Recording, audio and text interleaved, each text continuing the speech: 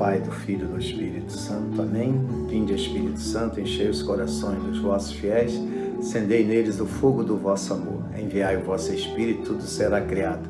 Renovareis a face da terra. Oremos.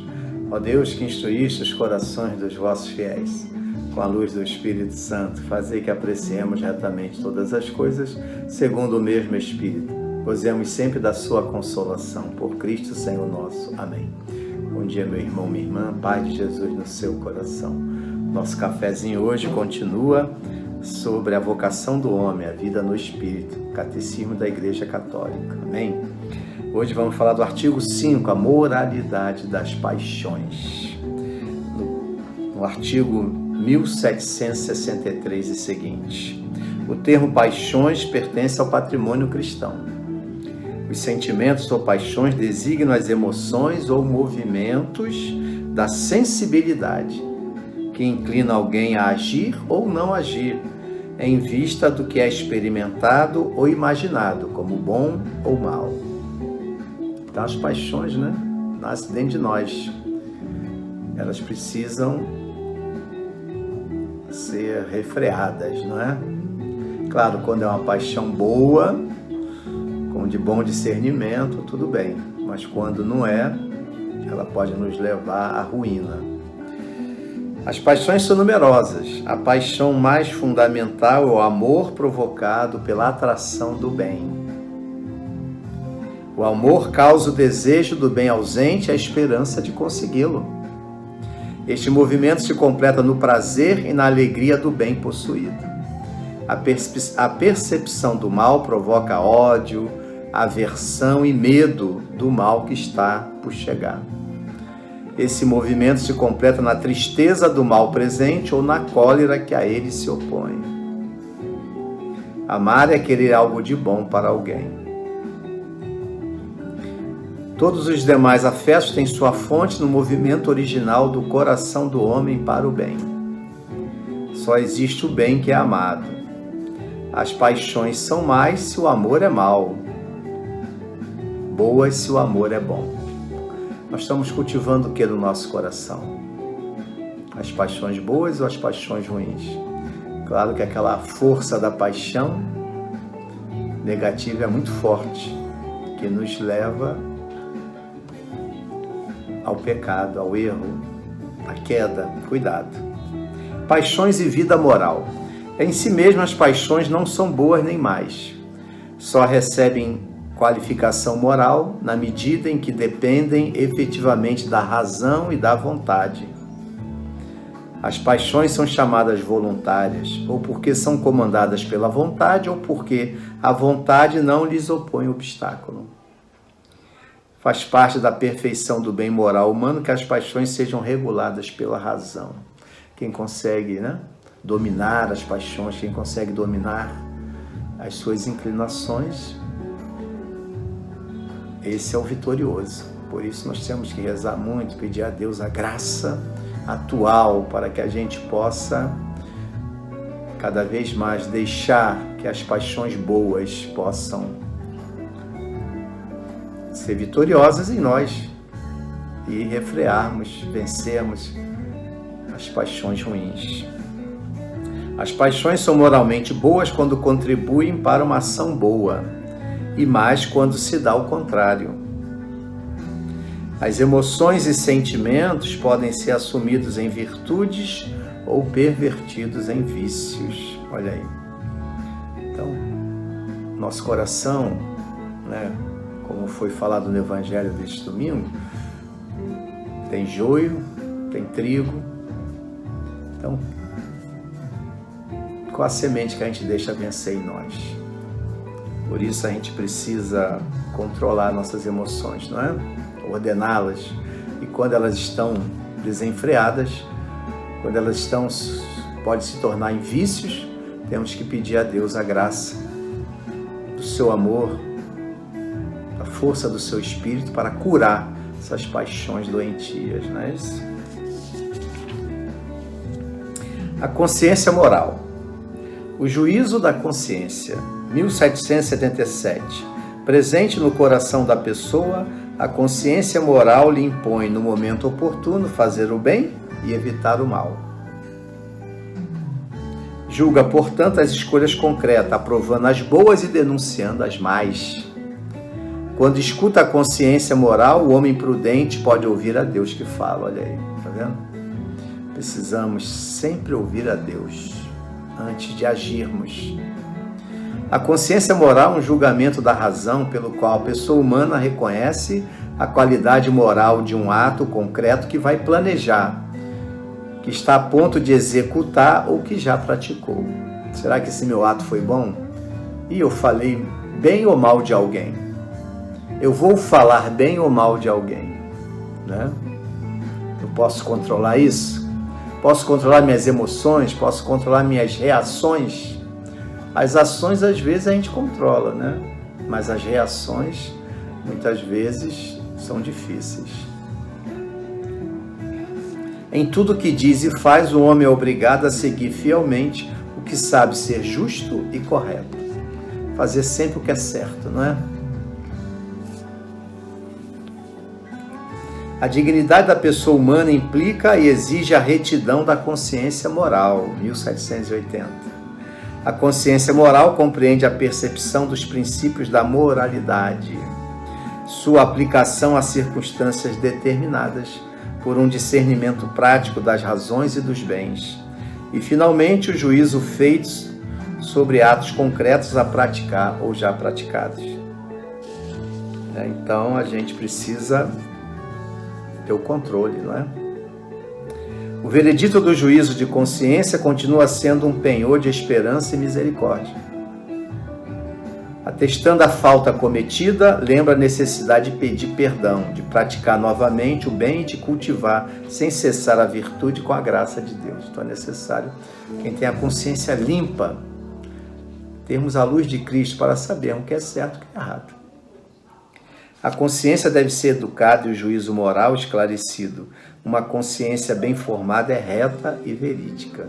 Viver sempre de acordo com a verdade, não é? A educação da consciência é uma tarefa de toda a vida. Olha a luta que a gente tem que viver a cada dia, não é? Na formação da consciência, a palavra de Deus é a luz de nosso caminho. É preciso que a assimilemos na fé e na oração e a ponhamos em prática. Somos assistidos pelos dons do Espírito Santo, ajudados pelo testemunho e conselho dos outros e guiados pelo ensinamento autorizado da Igreja, 1785. Por isso que a palavra de Deus, a gente precisa ter um encontro diário com a palavra de Deus. Ela nos ajuda muito, a palavra de Deus, ela produz frutos em nosso coração, nos purifica e nos dá uma consciência nova. Escolher segundo a consciência, 1786. Posta diante de uma escolha moral, a consciência pode emitir um julgamento correto, de acordo com a razão e a lei divina. Ou, ao contrário, um julgamento errôneo que se afasta da razão e da lei divina. Algumas regras se aplicam a todos os casos, 1789. Nunca é permitido praticar o mal para que daí resulte um bem. Olha aí. A regra de ouro: tudo aquilo que quereis que os homens vos façam, fazei-os vós a eles. Mateus capítulo 7, versículo 12. A caridade respeita sempre o próximo e sua consciência. Pecando contra vossos irmãos e ferindo sua consciência, pecais contra Cristo. É bom se abster de tudo que seja causa de tropeço, de queda ou enfraquecimento para teu irmão. Romanos 14, 21.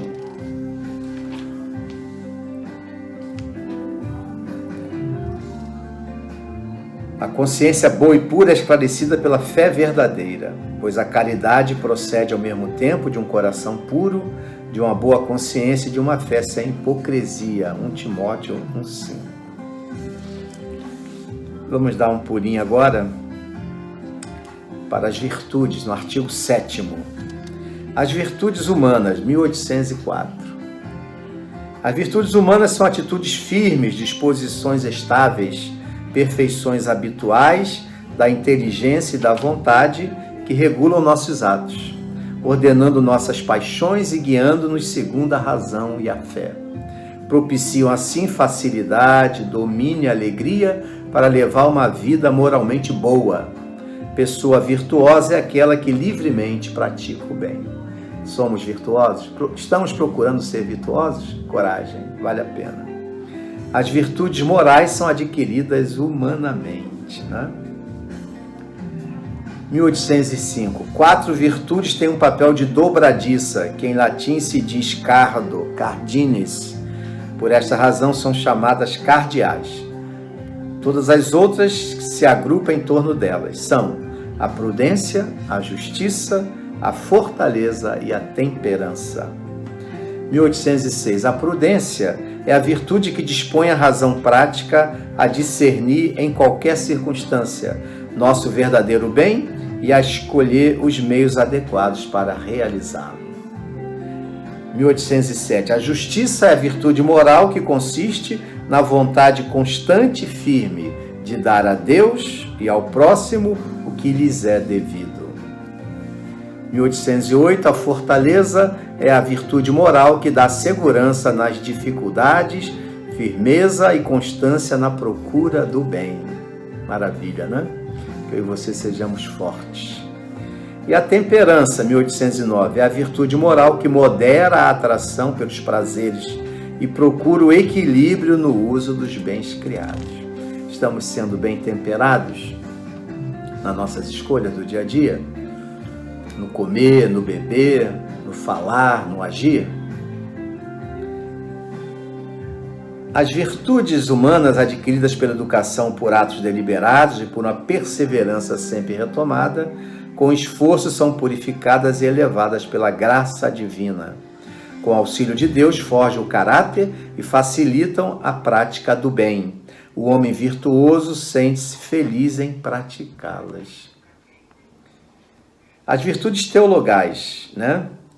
As virtudes teologais se referem diretamente a Deus, dispõem os cristãos a viver em relação com a Santíssima Trindade e têm a Deus uno e trino por origem, motivo e objeto. 1813. Há 3 virtudes teologais: a fé, a esperança e a caridade. Então, meus queridos, minhas queridas, não é isso? Nós temos a graça, pela fé, de receber esses dons, essas virtudes teologais, de assumi-las em nós. E para terminar, temos os dons e frutos do Espírito Santo.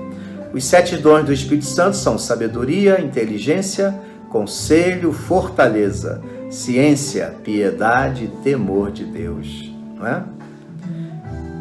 Os frutos do Espírito são perfeições que o Espírito Santo forma em nós como primícias da glória eterna. A tradição da igreja enumera 12: caridade, alegria, paz, paciência, longanimidade, bondade, benignidade, mansidão, fidelidade, modéstia, continência e castidade. Vamos pedir então a Deus as virtudes teologais, a fé, a esperança, a caridade.